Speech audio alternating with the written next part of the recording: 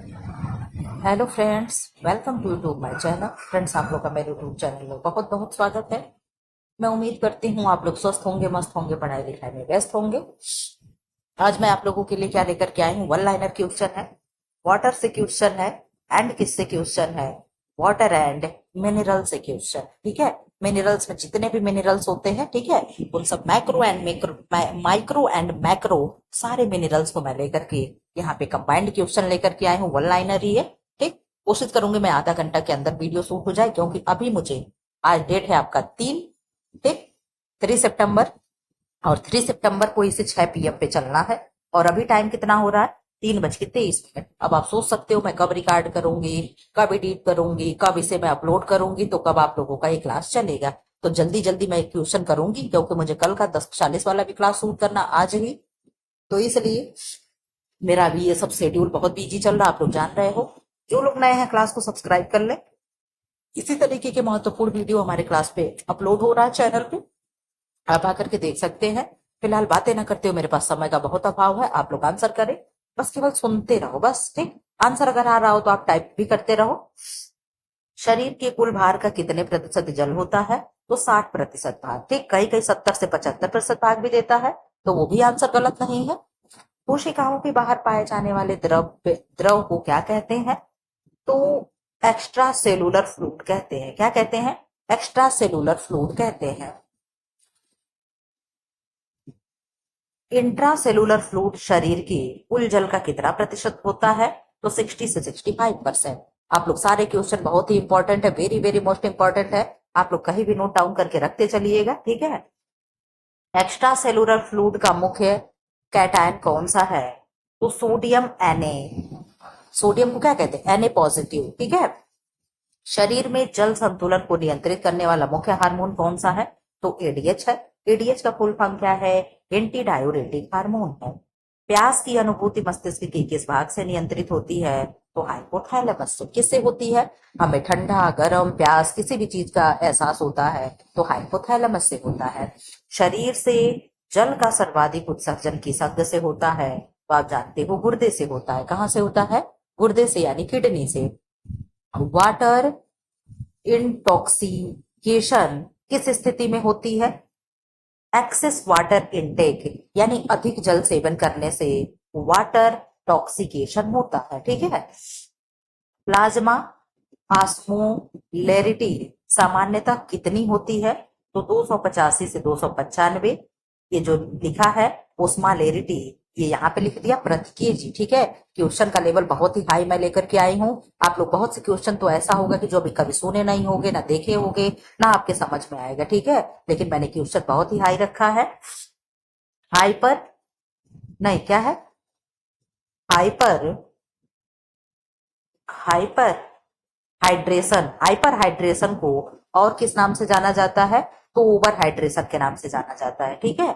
पसीने में सबसे अधिक मात्रा में कौन सा इलेक्ट्रोलाइट पाया जाता है, तो सोडियम क्लोराइड जो है सबसे अधिक मात्रा में पाया जाता है। मेटाबॉलिक वाटर किस प्रक्रिया से बनता है, तो ऑक्सीडेशन ऑफ न्यूट्रिएंट्स, ठीक है। 1 ग्राम कार्बोहाइड्रेट के ऑक्सीकरण से कितने ml जल प्राप्त होते हैं, तो आप लोग सुनते हो ना, 1 ग्राम कार्बोहाइड्रेट जलता है तो 4.1 किलो कैलोरी एनर्जी मिलती है। लेकिन वाटर कितना प्राप्त होता है, तो 0.6 ml। सारे क्वेश्चन बहुत ही इंपॉर्टेंट है, नोट करके रख लेना। 1 ग्राम वसा के ऑक्सीकरण से कितने ml जल प्राप्त होगा, तो 1.1 ml। कितना, 1.1 ml। क्यों, क्योंकि आप जानते हो वसा 9 किलो कैलोरी एनर्जी देता है, तो 9 किलो कैलोरी एनर्जी किससे ज्यादा ही मिलेगा, ठीक है। इस तरीके से याद कर लेना। तो 1 ग्राम प्रोटीन के ऑक्सीकरण से कितने ml जल प्राप्त होता है, तो 0.4 ml। कितना, 0.4 ml, ठीक है। एडिमा किस कारण होता है, तो एक्सेस एक्स्ट्रा सेलुलर फ्लूइड से। क्या आप जान रहे हो इसका मतलब क्या हुआ, पानी की अधिकता से एडिमा या एडिमा नामक रोग होता है, जो शरीर में स्वेलिंग हो जाती है। सामान्य वयस्क को प्रतिदिन औसतन कितने लीटर जल की आवश्यकता होती है, तो 2 से 2.5 लीटर, ठीक है। क्या है, ये औसतन है, एवरेजन है, ठीक है। आप अधिकतम 3 से 4 लीटर पानी पीना बेस्ट होता है, ठीक है। अब ये क्या है, ऑस्मो रेगुलेशन की प्रक्रिया किस अंग से संबंधित है, तो किडनी से। किससे, किडनी से, ठीक है। डिहाइड्रेशन में सबसे पहले कौन सा लक्षण दिखाई देता है? तो प्यास लगती है, ठीक है। व्यक्ति के शरीर में निर्जलीकरण होती है, तो पहला लक्षण क्या होता है? प्यास लगती है, ठीक है। सेवरी, इसको क्या पढ़ेंगे? सेवर या सेवरी? सेवर ही शायद पढ़ेंगे। सेवर डिहाइड्रेशन में रक्तचाप कैसा हो जाता है? तो लो, यानी क्या होगा? लो को हाइपो पढ़ते हैं तो हाइपोटेंशन होगा। कैसा होगा? हाइपोटेंशन होगा, ना कि हाइपरटेंशन, ठीक है। पानी की कमी से किस प्रकार का शॉक उत्पन्न हो सकता है? तो कैसा होगा? Hypo hypovolemic shock. हाइपो का मतलब आप जानते हो हमेशा कमी होता है, और हाइपर का मतलब अधिकता होता है। WHO ORS सोल्यूशन में सोडियम क्लोराइड की मात्रा कितनी होती है?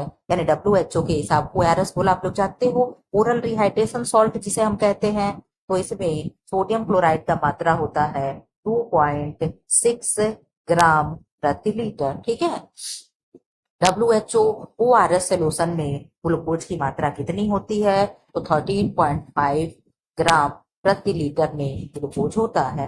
हाइपोटोनिक डिहाइड्रेशन किस स्थिति में होती है? जब सोडियम की हानि जल से अधिक हो। कब होती है? जब सोडियम की हानि जल से अधिक हो जाती है, यानी जल से अधिक सोडियम का नुकसान होने लगे, ठीक है। हाइपरटोनिक डिहाइड्रेशन किस स्थिति में होती है? जब सोडियम की हानि अधिक हो, जल से अधिक हो, ठीक। अच्छा, नहीं, जब जल की हानि सोडियम से अधिक हो। यहाँ पे प्रश्न देखिएगा क्या है? हाइपोटोनिक डिहाइड्रेशन किस स्थिति में होगी? जब सोडियम की हानि जल से अधिक हो, यानी सोडियम अधिक खत्म हो रहा हो जल की अपेक्षा। और यहाँ क्या दे रहा है? हाइपरटोनिक। हाइपरटोनिक क्या होगा? हाइपोटोनिक टोनिक डिहाइड्रेशन किस स्थिति में होती है? जब जल की हानि सोडियम से अधिक हो। दोनों डिफरेंट समझ के रखना। क्वेश्चन बहुत ही अच्छे लेवल के हैं, लेवल मैं बहुत मेंटेन करके लाई हूँ। आप लोग कहीं भी नोट डाउन करके इन क्वेश्चन को रखे रहना। एक दो बार रिवाइज कर लेना, वन लाइनर ही तभी याद होगा, नहीं तो जल्दी याद नहीं होगा, क्योंकि शब्द ही बहुत कठिन है। जब जल की हानि सोडियम से अधिक हुई तो हो गया आइसो ऑस्मोटिक डिहाइड्रेशन किसे कहते हैं? जब जल और सोडियम की हानि बराबर है। ये तीनों प्रश्न आप लिख करके रख लीजिएगा। वाटर बैलेंस की गणना के लिए कौन सा समीकरण प्रयोग किया जाता है? तो वाटर इनटेक बराबर वाटर आउटपुट, यानी कितना पानी हम पी रहे हैं, और आउटपुट का मतलब कितना पानी हम बाहर निकाल रहे हैं, ठीक है। मनुष्य के शरीर में जल का सर्वाधिक भाग कहाँ पाया जाता है? तो इंट्रासेल्यूलर फ्लूइड में पाया जाता है। कहाँ? इंट्रासेल्यूलर फ्लूइड में पाया जाता है। मस्तिष्क के कुल भार का लगभग कितने प्रतिशत जल होता है? तो 70 से 75% हमारे ब्रेन में क्या होता है? वाटर होता है, ठीक है। उसके भार का, ठीक। रक्त प्लाज्मा का लगभग कितने प्रतिशत भाग जल होता है? तो 90 से 92% भाग जल होता है। कल पीजीटी का क्वेश्चन सॉल्व करा रहे थे तो ये प्रश्न आया था, नहीं लार्वल आया था, सॉरी। शिशु में के शरीर में वयस्कों की तुलना में जल का प्रतिशत अधिक क्यों होता है? क्योंकि शिशुओं में वसा कम और मांसपेशी ऊतक अधिक होते हैं, ठीक है। डिहाइड्रेशन का सीधा प्रभाव किस अंग पर पड़ता है? किडनी पर पड़ता है। किस पे? किडनी पे पड़ता है। जल की कमी से रक्त गाढ़ा हो जाता है, इसे क्या कहते हैं? तो इसे हम हीमो हीमो कॉन्सेंट्रेशन कहते हैं। क्या? हीमो कॉन्सेंट्रेशन कहते हैं। क्या? हीमो कॉन्सेंट्रेशन कहते हैं, ठीक है। जल शरीर का कौन सा घटक है? ऑर्गेनिक या इनऑर्गेनिक? तो जल हमारे शरीर का क्या है? इनऑर्गेनिक है। इनऑर्गेनिक और ऑर्गेनिक का मतलब आप समझ रहे होगे कि कार्बनिक है कि अकार्बनिक है, ठीक है। तो क्या है? अकार्बनिक पदार्थ होते हैं। क्या होंगे? अकार्बनिक पदार्थ होंगे। प्रतिदिन जल का सबसे अधिक उत्सर्जन किस रूप में होता है? तो मूत्र यानी यूरिन के रूप में। यूरिन के रूप में। इनसेंसिबल वाटर लॉस मुख्यतः किसके द्वारा होता है? तो श्वसन और त्वचा के द्वारा, ठीक। किसके द्वारा? श्वसन हम सांस लेते हैं तो भी, और स्किन के द्वारा स्वेट बन के यानी पसीना बन के जो पानी निकल रहा है, ठीक है। जल का स्पेसिफिक हीट कितना होता है? तो 1 कैलोरी प्रति ग्राम प्रति डिग्री सेल्सियस। जल का पीएच मान कितना होगा? 7 पीएच मान, यानी न्यूट्रल है। जल किस प्रकार का सॉल्वेंट है? तो आप कहोगे यूनिवर्सल सॉल्वेंट है। जल क्या होता है? एक अच्छा विलायक होता है, इसी को इंग्लिश में विलायक को सॉल्वेंट कह रहे हैं, ठीक है। वाटर इंटॉक्सिफिकेशन इंटॉक्सिकेशन का सबसे बड़ा खतरा किसे होता है? तो किसे होगा? एथेलेस्टेस अच्छा, एथलेट मतलब मैं बोल नहीं पा रही हूँ। एथलेटिक्स जो नहीं होते, जो खेल वाले होते हैं, उनके लिए कह रहा है क्या? अत्यधिक एक्सरसाइज की बात, हाँ, एथलेटिक्स के लिए कह रहा है, जो मैराथन वगैरह में जाते हैं उनके लिए कह रहा है, ठीक है, जो ओलंपिक ओलंपिक में खेलते हैं। प्लाज्मा, प्लाज्मा ओस्मोलेरिटी नियंत्रित करने वाला प्रमुख हार्मोन कौन है? तो एडीएच है, एंटी डायूरेटिक हार्मोन है। किडनी द्वारा उत्सर्जित जल की न्यूनतम मात्रा कितनी हो सकती है? तो लगभग 500 ml प्रतिदिन। आप लोग यहाँ देख लो, कल मैंने पूछा था कि आप लोगों को ये सब याद होना चाहिए। यहाँ पे प्रश्न है कि प्रतिदिन न्यूनतम जल की मात्रा कितनी किडनी निकालती है? तो 500 ml प्रतिदिन निकाल देती है। ओडिमा किस असंतुलन के कारण होता है? तो सोडियम और वाटर रिटेंशन के असंतुलन से ओडिमा होता है। ओडिमा में क्या होता है? व्यक्ति के शरीर में क्षैनिक हो जाए। शारीरिक व्यायाम के समय जल की आवश्यकता क्यों बढ़ जाती है? पसीने से इलेक्ट्रोलाइट और पानी की हानि हो जाती है। इलेक्ट्रोलाइट क्या है? सोडियम क्लोराइड है, ठीक है।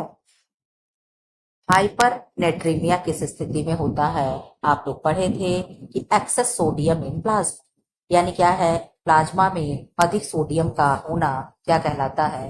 हाइपर होता है, यानी सोडियम की अधिकता क्या कहलाएगा? हाइपरनेट्रीमिया कहलाएगा, ठीक है। हाइपरनेट्रीमिया किस स्थिति में होता है? सोडियम की deficiency in plasma, sodium deficiency in plasma, ठीक है। हाइपोनेट्रीमिया पूछ रहा है, यानी सोडियम की कमी होगी तो कौन सा रोग होता है? हाइपोनेट्रीमिया। और सोडियम की अधिकता होगी तो क्या होगा? हाइपरनेट्रीमिया। क्या होगा? हाइपरनेट्रीमिया। इंग्लिश दोनों लैंग्वेज में है, ज्यादा इंग्लिश लिखा हुआ है, ठीक है, क्योंकि इंग्लिश टाइप करने में थोड़ा सा इजी होता है, तो इसलिए मैं भी कहीं कहीं नहीं पढ़ पा रही हूँ, आप लोग देख पा रहे होंगे, लेकिन फिर भी मैं इंग्लिश में ट्यूशन लेकर के आई हूँ ताकि जल्दी जल्दी टाइप कर लूँ, ठीक है। आप लोग रिलैक्स होकर के आराम आराम से पढ़ना, सब पढ़ लोगे, कुछ भी इसमें ऐसा नहीं कि आप नहीं पढ़ पाओगे, ठीक है। इंग्लिश देख करके भागते नहीं, हम लोग हिंदी मीडियम स्टूडेंट हैं, हम मानते हैं इस चीज को, लेकिन इंग्लिश को देख करके भागना नहीं चाहिए, ठीक, उसे तोड़ तोड़ करके पढ़ो। हम लोग अंग्रेज हैं क्या कि गड़बड़ हो जाएगा, नहीं पढ़ पाएंगे तो बड़ी शर्म वाली बात हो जाएगी, कुछ नहीं होता है, ठीक है। बी प्रैक्टिकल, ठीक। प्लाज्मा वॉल्यूम में कमी होने पर कौन सा हार्मोन सक्रिय होता है? तो रेनिन, रेनिन, एनजी एंजियोटेंसिन, ठीक, एल्डोस्टेरोन सिस्टम, ठीक है, ये क्या होगा? यही सक्रिय हो जाता है, ठीक है। मूत्र की अधिकता को क्या कहते हैं? तो पॉलीयूरिया कहते हैं। ये पॉलीयूरिया शब्द आप लोग सुने होंगे, कहाँ होता है? डायबिटीज में। कहाँ होगा? डायबिटीज में, ठीक है। तो इंग्लिश ना पढ़ पाओ तो शर्माना नहीं चाहिए भाई, हम लोग इंग्लिश नहीं, हम लोग की मातृभाषा हिंदी है, हम लोग इंग्लिश थोड़ा बहुत टूटा फूटा जान लेते उतना ही इंग्लिश पे हम लोग एहसान करते हैं, ठीक है, ऐसा मान करके चलो, बी प्रैक्टिकल, ठीक, हमें सब आता है, कहीं भी पीछे नहीं है, ठीक है। कहीं भी अपने आप को डिमोटिवेट ना किया करिए आप लोग एकदम जो भी पढ़ो पहले हम सबसे सुपर है, ठीक, अपना पढ़ते रहो आराम से। अत्यधिक जल सेवन से कोशिकाएं फूल जाती हैं, इसे क्या कहते हैं? सेलुलर ओडिमा कहते हैं, ठीक है। इसीलिए मैं इंग्लिश का ट्यूशन लेकर के आती हूँ कि ताकि आप लोग देखते रहो, धीरे धीरे आप लोग देखते हो पढ़ाते समय मैं इंग्लिश की लैंग्वेज काफी यूज करती हूँ, मुझे भी बहुत ज्यादा इंग्लिश आती नहीं है, लेकिन फिर भी मैं उसी में टूटा फूटा लेके घसीटती पसीटती रहती हूँ ताकि चीजें क्या हो, आती रहे। दिखावे वाली जिंदगी मुझे ना पसंद है, ना मैं दिखावा करती हूँ, जो है वो है। आप लोग जानते हो, कमेंट बॉक्स में भी देखते हैं आप लोग कमेंट करते हो, कोई कोई इंग्लिश की स्पेलिंग, मतलब कोई भी सब्जेक्ट रहता है, जैसे मान लो बीसीजी का लिखना है तो बैसिलस कैलमेटी यूरियन, तो किसी की स्पेलिंग सही होती किसी, लेकिन हम कहे चलो ठीक है, कम से कम कुछ तो हम कर रहे हैं, सच नहीं गलत तो सही तो लिख रहे, नहीं सही तो गलत तो लिख रहे, कम से कम हम जान तो रहे हैं, तो इसमें कहीं भी आपको शर्मिंदा होने की जरूरत नहीं है, आप कमेंट बॉक्स में आंसर देते रहो, ठीक है। जल की कमी से शरीर का तापमान नियंत्रण कैसे प्रभावित होता है? तो पसीना कम होने से तापमान बढ़ जाता है, ठीक है। पसीना निकलता है तो क्या होता है? बुखार कम होता है ना, तो शरीर का तापमान भी कम हो जाता है। सब कहते हैं ना, चादर उड़ा दो, कंबल उड़ा दो, ब्लैंकेट उड़ा दो, ताकि क्या हो? ताकि व्यक्ति का पसीना निकल जाए, और स्वेट निकल जाने के बाद शरीर क्या हो जाती है? ठंडी हो जाती है, ठीक है। अब खनिज यानी मिनरल से आपकी क्वेश्चन है, जितने भी खनिज हैं सबसे थोड़े बहुत क्वेश्चन लेकर के आप लोग फटाफट क्वेश्चन कर लो, 14 मिनट हो गया, अभी कितना हम लोग को करना है ये देख लो, सारे क्वेश्चन हमें पढ़ना है। इतना पढ़ते पढ़ते तो आज लग रहा है हमें 10:40 वाला क्लास आप लोग का मिस हो जाएगा क्या? लेकिन 10:40 वाले क्लास को मिस नहीं करना, वो क्लास बहुत इंपॉर्टेंट होता है। जो लोग ना देखते हो 10:40 पे प्रीमियर में आकर के अपना आंसर दे सकते हैं। मिनरल्स यानी मुख्य खनिज, कैल्शियम से शुरू कर रहे हैं। शरीर में कैल्शियम का कितना प्रतिशत हड्डियों और दांतों में पाया जाता है? तो 99%। कितना? 99%। 1% अन्य कहीं पाया जा रहा होगा, ठीक है। रक्त में कैल्शियम का सामान्य स्तर कितना होता है? तो 9 से 11 mg प्रति dl। ठीक, कैल्शियम कैल्शियम ऑब्सो ऑब्जर नहीं, इसको क्या पढ़ेंगे तो पढ़ेंगे एब्सोरेशन एब्सोरेप्शन। ठीक है, जो भी एब्जॉर्प्शन क्या कहेंगे? एब्जॉर्प्शन मतलब कैल्शियम मतलब अवशोषण। ठीक है, शुद्ध भाषा में सुन लो, कैल्शियम अवशोषण एब्जॉर्प्शन, ठीक है, के लिए कौन सा विटामिन आवश्यक है? तो विटामिन डी। ठीक, कैल्शियम के अवशोषण के लिए यानी एब्जॉर्प्शन के लिए क्या महत्वपूर्ण है? तो विटामिन डी। ठीक है, नहीं पढ़ पा रहे थे, 2 बार पढ़े, दिमाग लगाए पढ़ लिए ना, ऐसे ही आपको करना है। कैल्शियम डिफिशियंसी से बच्चों में कौन सा रोग होता है? तो रिकेट्स होता है। क्या होगा? रिकेट्स होगा। ठीक है, बच्चों में कैल्शियम की कमी से कौन सा रोग होता है? तो ऑस्टियोमलेशिया होगा। क्या होगा? ऑस्टियोमलेशिया होगा। रक्त जमने यानी ब्लड क्लॉटिंग के लिए कौन सा मिनरल्स खनिज लवण आवश्यक है? कैल्शियम होता है। आप लोग जानते हो ब्लड क्लॉट में कैल्शियम भी हेल्प करता है। पैराथायरॉइड हार्मोन का मुख्य कार्य क्या है? तो सीरम कैल्शियम को बढ़ाना। किसको? सीरम कैल्शियम को बढ़ाना। ये क्या है? कैल्सिटोनिन का क्या कार्य है? कार्य क्या है? तो सीरम कैल्शियम को घटाना। क्या कार्य है? सीरम कैल्शियम को घटाना।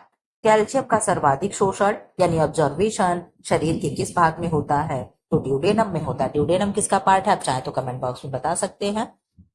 कैल्शियम डिफिशियंसी से कौन सा रोग हो सकता है? तो टिटैनी नामक रोग हो जाता है। अब यहाँ से फास्फोरस से क्वेश्चन हम लोग देखेंगे।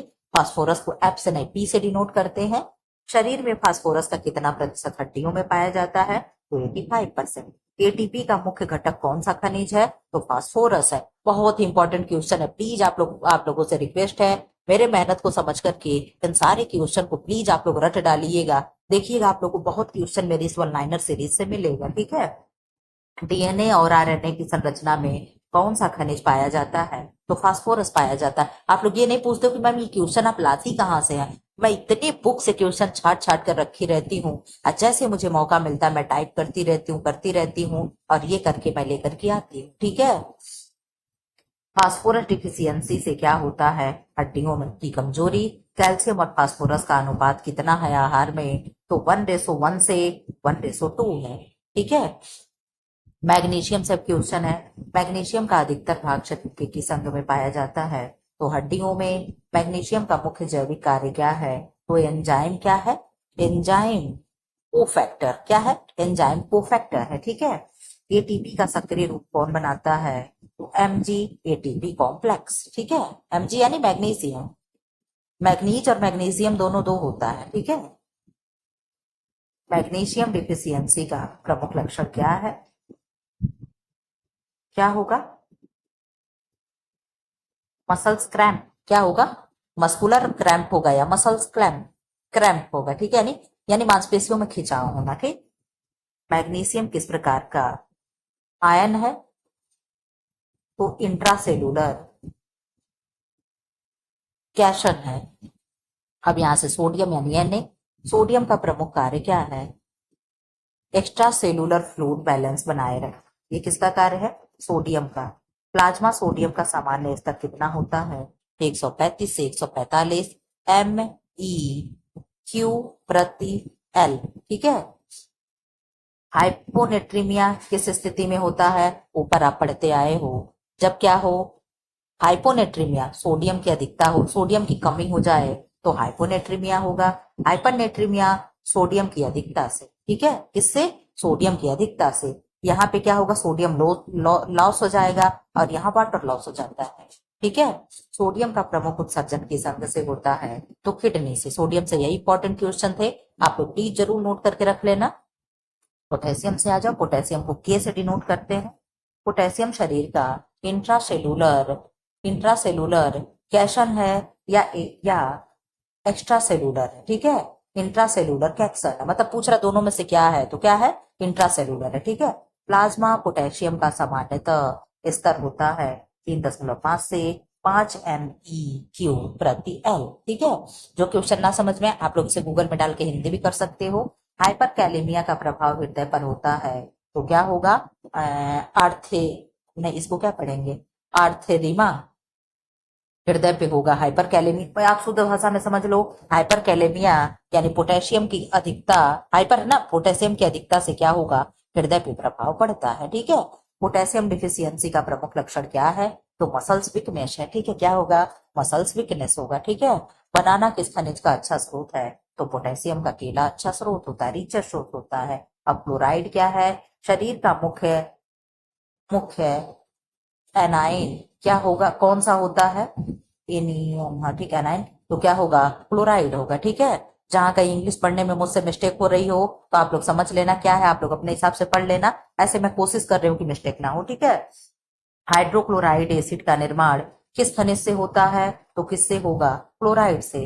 प्लाज्मा क्लोराइड का सामान्य स्तर कितना होता है? 98 से 106। ये जो भी है EQ प्रति एल ये आप लगा लेना। क्लोराइड डिफिशियंसी किस कारण से होती है? तो एक्सेस वोमिशन। क्या होगा? Excess vomiting, vomiting, excess vomiting. यहाँ TIG को हम सन वाले ले जा रहे थे, तो एक्सेस वोमिटिंग यानी उल्टी जब हो जाती तब, ठीक है। एसिड बेस से एसिड बेसिस बैलेंस बनाए रखना किसका कार्य है? इसी का कार्य है। किसका? क्लोराइड का कार्य क्या है? अम्ल और क्षार का संतुलन बनाए रखना, ठीक है। अब हम लोग सल्फर के बारे में पढ़ेंगे। सल्फर मुख्यतः किस प्रकार के अमीनो एसिड्स में पाए जाते हैं? तो किसमें पाए जाते हैं? सिस्टीन और मिथियोनिन में। किसमें? सिस्टीन और मिथियोनिन में, ठीक है। बायोटीन और थायमीन में थायमीन किस खनिज से जुड़े होते हैं? तो सल्फर से। बायोटीन यानी विटामिन BH हो गया, B9 हो गया, ये ना। और थायमीन यानी विटामिन B1 हो गया, ठीक है। सल्फर किस विटामिन का घटक है? तो विटामिन B1। और बायोटीन का सल्फर डिफिशियंसी से क्या प्रभाव होता है? तो क्या प्रभाव होगा? बता रही क्योंकि प्रोटीन में मिलता है। उसको आप देख लेना क्या है, ठीक है। क्वेश्चन तो मैं टाइप कर दूं लेकिन मैं खुद ही नहीं समझ पाई। चलो खैर कोई बात नहीं। क्या है? डिसयू नहीं, डिसल्फाइड बॉन्ड बॉन्ड किस खनिज से बनता है? तो सल्फर से। इसको आप पढ़ लेना। डिग, पता नहीं क्या इसको पढ़ते, डिगली ऐसे कुछ करके पढ़ते, मैं बोल नहीं पा रही हूँ। डी स्यूलिफाइड आप इसको पढ़ लेना, ठीक है। लेकिन सल्फर बॉन्ड से जुड़ता है ये आप देख लेना। अब क्या है? यहाँ पे सूक्ष्म खनिज है यानी माइक्रो मिनरल्स है, जैसे आयरन हो गया, Fe जिसे कहते हैं। शरीर में आयरन का कितना प्रतिशत हीमोग्लोबिन में पाया जाता है? तो 70%। वयस्क पुरुषों में आयरन की दैनिक आवश्यकता कितनी है? 17 mg प्रति पर डे, ठीक। वयस्क महिला में आयरन की दैनिक आवश्यकता कितनी है? तो 21 mg पर डे। आप यही जानते हो आयरन पुरुषों की अपेक्षा औरतों को अधिक रिक्वायरमेंट किया जाता है, रिक्वायरमेंट, ठीक है। आयरन ऑब्जर्वेशन मतलब आयरन अवशोषण को कौन सा विटामिन बढ़ाता है? विटामिन सी बढ़ाता है। जैसे कैल्शियम को विटामिन डी तो आयरन को विटामिन सी। आयरन डिफिशियंसी से कौन सा एनीमिया होता है? तो माइक्रोसाइटिक हाइपोक्रोमैटिक एनीमिया। क्या है? Microcytic hypochromic anaemia. ये किसके कमी से होता है?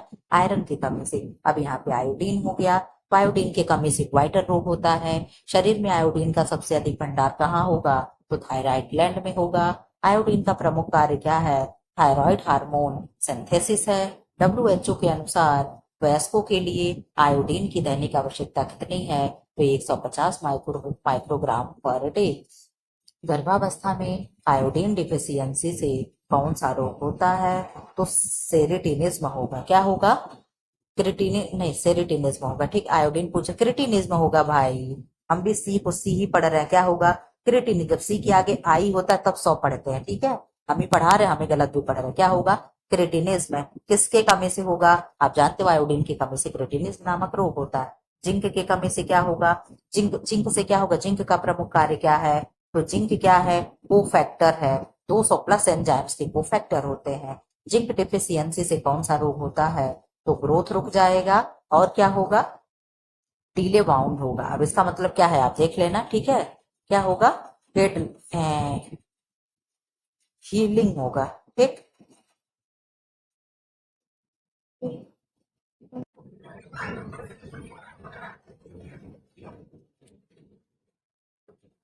कहाँ थे? यहाँ थे ना।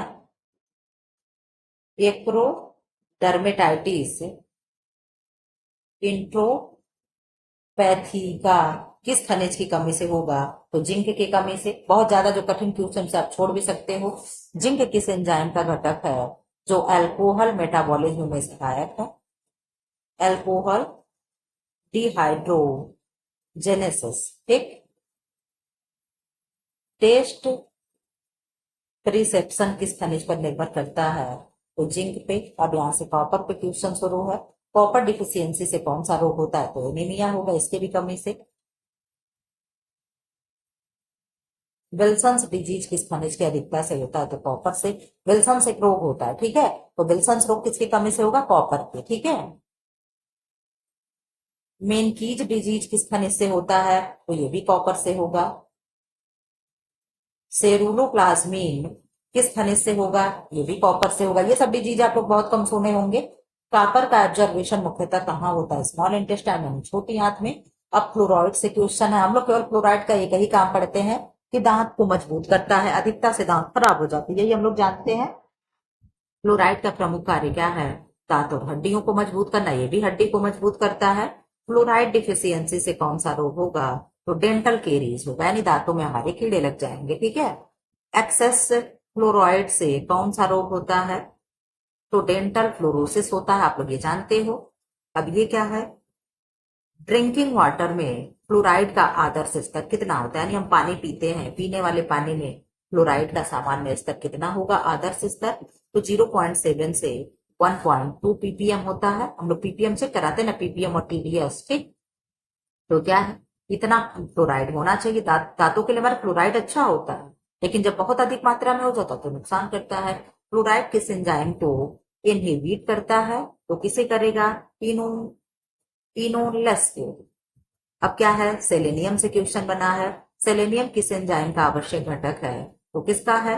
Glutathione, glutathione. और क्या है? प्री ऑक्सीडेस, ठीक है। अब इसको देख लो।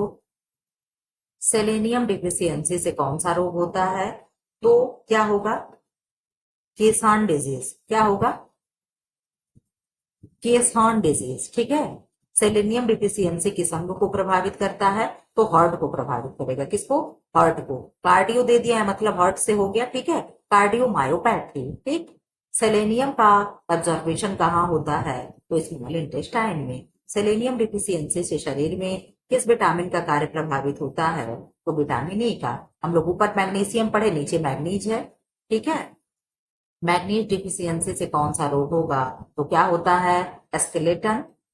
हाँ, एस्केलेटन, ठीक है, यानी हड्डियों से संबंधित रोग होता है, ठीक। अब क्या होगा? यहाँ मैनेजमेंट मैनेजमेंट क्या है? मैग्नीज, मैग्नीज, मैग्नीज है ना, हाँ ठीक। मैग्नीज, मैग्नीज किस एंजाइम को को फैक्टर है? किसका को फैक्टर है? तो किसका है? इस विटामिन का फैक्टर है, जो भी होगा आप लोग पढ़ लेना क्या है। अब मैं इस क्वेश्चन को यहाँ मैं सोच रही हूँ जल्दी जल्दी करा करके बवाल खत्म कर दूं, या तो छोड़ ही दूं, ठीक है, क्योंकि इंग्लिश के शब्द बहुत ही टफ टफ आ रहे, ज्यादा समय लग रहा पढ़ने में। क्या है? एक्सेस मैग्नीशियम से कौन सी समस्या होती है? तो क्या होगा? न्यूरोलॉजिकल डिसऑर्डर होता है, ठीक है। मैग्नीशियम एब्जॉर्बेशन कहाँ होगा? तो स्मॉल इंटेस्टाइन में होगा, ठीक है। मैग्नीशियम डिफिशियंसी रारी क्या क्यों है? तो क्योंकि यह क्या है? सीरियल्स एंड पल्सेस में पर्याप्त मात्रा में होता है, यानी अनाज और दालों में पर्याप्त मात्रा में होता है। अब क्रोमियम है। क्रोमियम का मुख्य कार्य क्या है, प्रमुख कार्य क्या है? तो ग्लूकोज, ग्लूकोज टोलेरेंस को बढ़ाना, ठीक है। किसको बढ़ाना? ग्लूकोज टोलेरेंस को बढ़ाना। क्रोमियम डिफिशियंसी से कौन सी रोग होती है? तो इम्पेयर्ड ग्लूकोज टोलेरेंस, ठीक है। क्रोमियम का बायोलॉजिकली एक्टिव एक्टिव फॉर्म क्या है? तो ग्लूकोज टोलेरेंस फैक्टर है, ठीक है। क्रोमियम किस हार्मोन के कार्य को बढ़ाता है? तो इंसुलिन को। क्रोमियम डिफिशियंसी किस समूह में अधिक देखने को मिलता है? तो डायबिटिक, किसमें? डायबिटिक के पेशेंट को देखने में मिलता है, ठीक है। अब क्या है? मॉली बेनेडियम, इसको छोड़ दे रहे हैं, ठीक है, क्योंकि मैं टाइप तो करके आपको स्क्रीनशॉट लेना हो तो आप ले लीजिएगा, क्योंकि ये नहीं आप में आएगा, ठीक है। ये कोबाल्ट आप में आ सकता है, कोबाल्ट में पढ़ा दे रही हूँ। कोबाल्ट किस विटामिन का घटक है? तो विटामिन B12 है। इसी में साइनोकोबालामीन इसका केमिकल नेम है, और इसी में कोबाल्ट पाया जाता है। कोबाल्ट डिफिशियंसी किस प्रकार का एनीमिया उत्पन्न करता है? तो परनीसियस एनीमिया, आप जानते हो। कोबाल्ट का प्रमुख कार्य क्या है? तो आरबीसी सिंथेसिस, आरबीसी का निर्माण करना, ठीक। कोबाल्ट कोबाल्ट पॉइजनिंग का प्रमुख लक्षण क्या है? कार्डियोमायोपैथी, कोबाल्ट डिफिशियंसी रे रे क्या है? क्योंकि विटामिन B12 में मिलता है। अदर्स अब आप लोग पढ़ लो। अदर्स को यहाँ पे मैं दिखा दे रही हूँ। सिलिकॉन किस ऊतक में पाया जाता है? तो कनेक्टिंग टिश्यू में। निकल निकल डिफिशियंसी क्या है? तो ग्रोथ है, रिट्राडेशन है। वेनेडियम का क्या कार्य है? तो बोन एंड टीथ डेवलपमेंट के लिए वेनेडियम इंपॉर्टेंट होता है, ठीक है। आर्सेनिक की अत्यधिक मात्रा से कौन सा रोग होता है? तो आर्सेनिकोसिस होता है। ये प्रश्न आप नोट कर लीजिएगा। और क्या है? लिथियम का उपयोग किस रोग के उपचार में किया जाता है? तो बाइपोलर डिसऑर्डर, ठीक है। ब्रोन का प्रमुख कार्य क्या है? बोरोन का, किसका? बोरोन का, BORON, बोरोन, ठीक। क्या होगा बोन हेल्थ में? ठीक है। स्ट्रोंटियम का अत्यधिक सेवन किस रोग से संबंधित है? तो हड्डियों से संबंधित है। कैल्शियम पॉइजनिंग से कौन सा रोग होता है? तो इटाइटाई नामक रोग होता है। Cadmium, sorry sorry sorry sorry, cadmium की अधिकता से इटाइटाई नामक रोग होता है, ठीक है। कैडमियम की अधिकता से क्या होता है? इटाइटाई नामक रोग होता है। मरकरी की अधिकता से कौन सा रोग होता है? तो मिनी माता रोग होता है। मरकरी यानी पारा से कौन सा रोग होगा? तो मिनी माता। एम से मरकरी पर एम से मिनी माता, ठीक है। और क्या है? कैडमियम से इटाइटाई नामक रोग होता है। लेड यानी सीसा से कौन सा रोग होगा? तो आप कह रहे हो मैम प्लाज्मिक एनीमिया होता है या एनीमिया होता है। या आपका ट्यूशन 150 लगभग ट्यूशन था, मैं इसे करा दी। अब मैं आप लोगों का वीडियोस अपलोड करके अब मैं जा रही हूँ कल का 10:40 का क्लास अपलोड कर शूट करने, रिकॉर्ड भी करूंगी, ठीक है। अभी अपलोड नहीं करूंगी, 1 घंटा तो कम से कम मैं शूट ही करूंगी। आप सोच लो मैं कितना मेहनत करती हूँ। फिर भी आप लोग चुपचाप बैठे हो। ना चैनल को सब्सक्राइब करना है, ना लाइक करना, ना कमेंट करना है। खैर कोई बात नहीं, आप लोग के सामने मैं समय नहीं बर्बाद करूंगी। चलो भागो यहाँ से, मुझे अभी 10:40 का क्लास शूट करना है। फिलहाल ऐसे वीडियो पाने के लिए चैनल को लाइक करें, शेयर करें एंड सब्सक्राइब करें, जो आप करते नहीं। Thanks for watching.